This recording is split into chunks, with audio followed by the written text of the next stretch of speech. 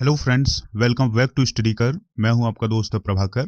आज हम डिस्कस करेंगे 24 दिसंबर 2021 से related most important current affairs. तो आप इस लेक्चर को बहुत ही ध्यान से सुनिएगा। ये लेक्चर आपके एग्जाम के पॉइंट ऑफ व्यू से इंपॉर्टेंट होने वाला है। लास्ट में आपसे कुछ क्वेश्चन पूछे जाएंगे, तो उनके आंसर आपको कमेंट बॉक्स में जरूर देना है। पहला क्वेश्चन डिस्कस करते हैं। इंपॉर्टेंट क्वेश्चन है, किस स्टेट गवर्नमेंट ने ट्रांसजेंडरों को पुलिस विभाग में 1% आरक्षण देने की घोषणा की है? आंसर है इसका कर्नाटक। दोस्तों, जो कर्नाटक की सरकार है उसने हाल ही में ये फैसला लिया है कि जो ट्रांसजेंडर हैं उनको पुलिस विभाग में 1% आरक्षण दिया जाएगा। और दोस्तों, पुलिस विभाग में जितने भी रैंक होंगे उन सभी रैंकों पर उन्हें आरक्षण दिया जाएगा। इस कदम से ट्रांसजेंडरों के प्रति जो धारणा है उसमें बदलाव लाने की कोशिश की जाएगी। इसके अलावा जो ट्रांसजेंडर हैं उनको समाज की मुख्य धारा में लाने का प्रयत्न भी किया जाएगा। दोस्तों, कर्नाटक की बात आई है तो कर्नाटक के बारे में कुछ इंपॉर्टेंट पॉइंट डिस्कस करते हैं, तो ध्यान से सुनिएगा। अगर हम कर्नाटक की लोकेशन देखें इंडिया के मैप में, तो ये साउथ इंडिया के अंतर्गत आता है और इसका स्थापना दिवस होता है 1 नवंबर को। बेंगलुरु इसकी कैपिटल है और उच्च न्यायालय भी बेंगलुरु में है और सबसे बड़ा शहर भी क्या है, बेंगलुरु है। यहाँ की जो लैंग्वेज है वो है कन्नड़। यहाँ पर डिस्ट्रिक्ट्स की संख्या है 31, यानी जिले कितने हैं, 31 हैं। लोकसभा सदस्य 28 चुने जाते हैं। राज्यसभा सदस्यों की संख्या है यहाँ पर 12 और विधानसभा सदस्य चुने जाते हैं 224। कर्नाटक के फर्स्ट चीफ मिनिस्टर कौन थे? केसी रेड्डी। दोस्तों, कर्नाटक की वर्तमान में चीफ मिनिस्टर कौन है? वसवराज बोम्मई। कौन है? वसवराज बोम्मई। और कर्नाटक के प्रथम राज्यपाल कौन थे? तो उनका नाम सुनिएगा, HJ वाडियार। इसके अलावा वर्तमान राज्यपाल कौन है? थावरचंद गहलोत हैं। दोस्तों, कर्नाटक की जो राजकीय भाषा है वो क्या है? कन्नड़ है। राजकीय पशु क्या है? हाथी है। राजकीय वृक्ष क्या है? चंदन है। राजकीय पुष्प क्या है? कमल है। इसके अलावा राजकीय पक्षी क्या है? इंडियन रूलर है। कर्नाटक की जनजातियां कौन कौन सी हैं? चेंचू, भील, गोंड, मलेरू और बेड़ा। तो ये सभी जनजातियां जो हैं वो कहां पर पाई जाती हैं? कर्नाटक में। अगला प्रश्न है, इंपॉर्टेंट प्रश्न है, ध्यान से सुनिएगा। किस राज्य के मुख्यमंत्री ने भगवान कृष्ण बलराम जगन्नाथ रथ यात्रा को एक वार्षिक राज्य उत्सव घोषित किया है? आंसर है इसका पंजाब। दोस्तों, पंजाब के चीफ मिनिस्टर कौन है? चरणजीत सिंह चन्नी। तो उन्होंने भगवान कृष्ण बलराम जगन्नाथ रथ यात्रा को एक वार्षिक राज्य उत्सव के रूप में घोषित किया है। इसकी घोषणा उन्होंने 25वीं श्री भगवान कृष्ण बलराम जगन्नाथ रथ यात्रा को हरी झंडी दिखाने के दौरान की। दोस्तों, उन्होंने पंजाब की लुधियाना में इस्कॉन मंदिर के लिए 2.51 करोड़ रुपए के अनुदान की भी घोषणा की है।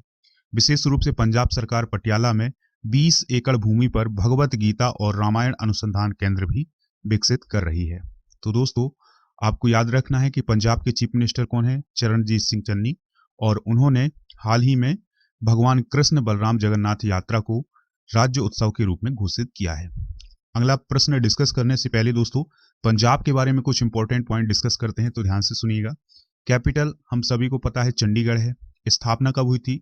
1 नवंबर 1966 को। उच्च न्यायालय है इसका चंडीगढ़ में। सबसे बड़ा नगर है लुधियाना।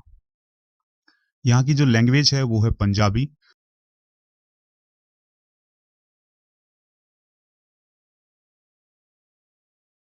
लोकसभा सदस्यों की संख्या है 13 और राज्यसभा सदस्यों की संख्या है 7। विधानसभा सदस्य हैं यहाँ पर 117 है। तो दोस्तों, अब हम डिस्कस करते हैं अगला प्रश्न। बहुत ही महत्वपूर्ण प्रश्न है। भारत में हर साल किस तारीख को राष्ट्रीय किसान दिवस यानी नेशनल फार्मर्स डे मनाया जाता है? आंसर इसका 23 दिसंबर को। हर साल भारत में 23 दिसंबर को राष्ट्रीय किसान दिवस यानी नेशनल फार्मर्स डे मनाया जाता है। यह दिवस किसान नेता और देश के 5वें प्रधानमंत्री चौधरी चरण सिंह की जयंती के मौके पर मनाया जाता है।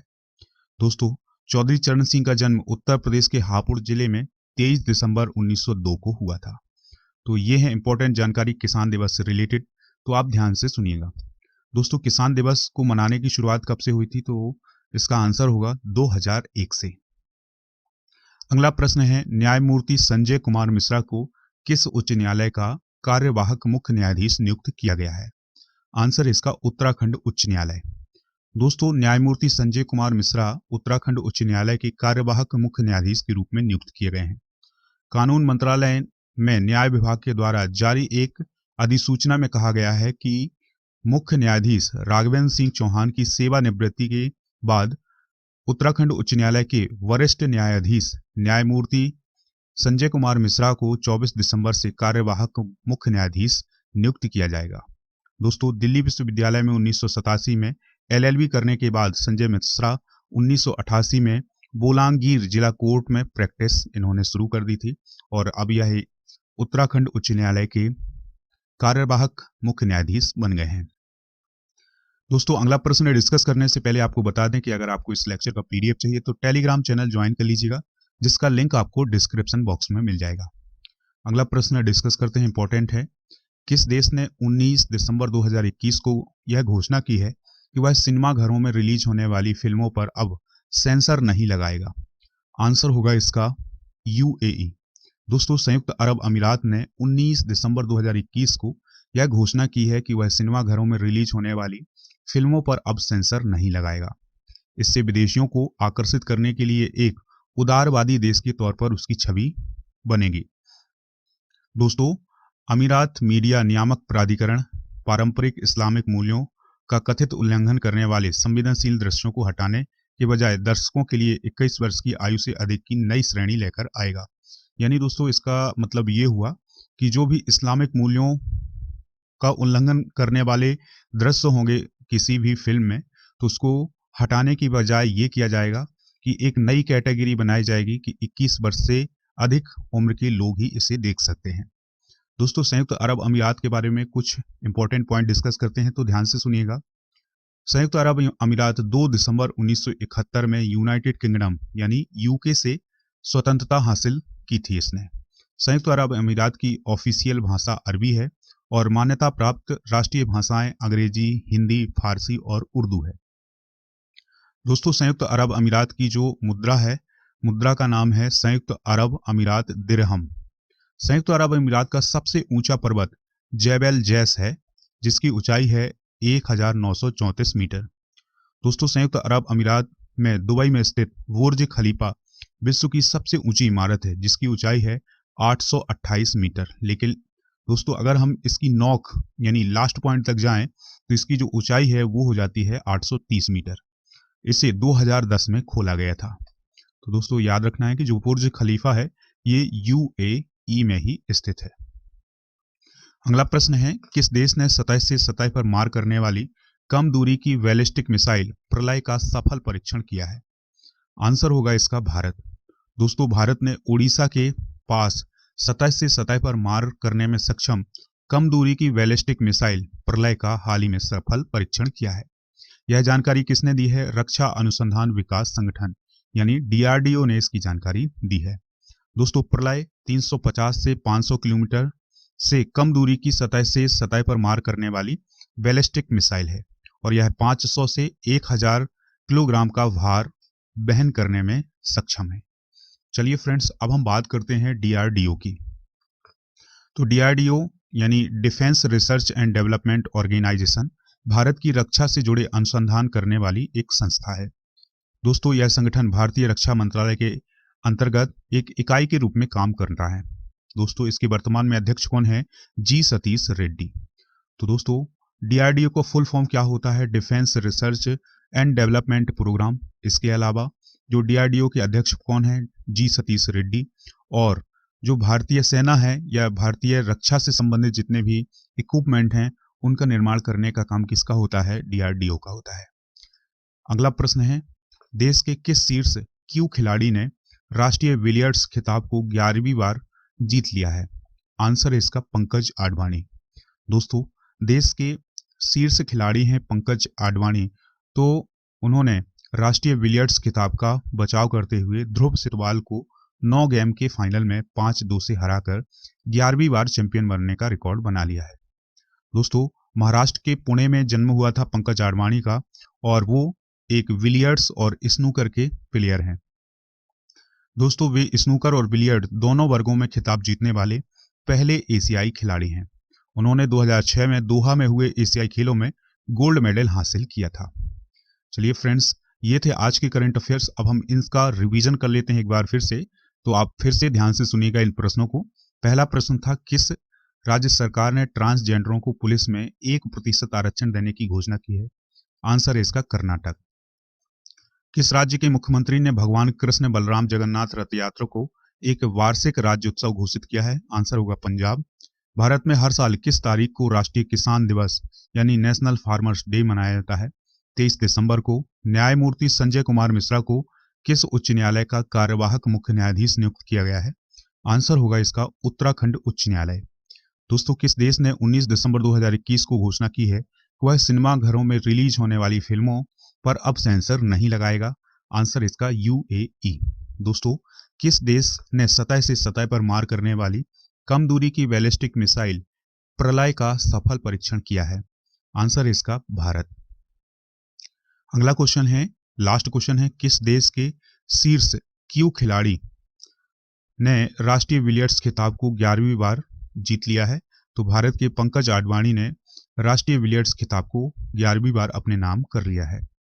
चलिए फ्रेंड्स, अब हम जीके से रिलेटेड कुछ महत्वपूर्ण प्रश्न डिस्कस करते हैं, तो ध्यान से सुनिएगा। सुएज नहर किन दो सागरों को जोड़ती है? तो सुएज नहर भूमध्य सागर और लाल सागर को जोड़ने का काम करती है। पनामा नहर किन दो महासागरों को जोड़ती है? तो प्रशांत महासागर और उत्तरी अटलांटिक महासागर को जोड़ती है। भारत के संघीय क्षेत्र दादर और नगर हवेली की राजधानी क्या है? सिलवासा है। क्षेत्रफल की दृष्टि से भारत का सबसे बड़ा राज्य कौन सा है? राजस्थान है। पृथ्वी दिवस कब मनाया जाता है? 22 अप्रैल को। फूलों की घाटी किस स्टेट को कहा जाता है? उत्तराखंड को। 2011 में बने हुए एक नए देश दक्षिणी सूडान की राजधानी क्या है? आंसर होगा इसका जूबा।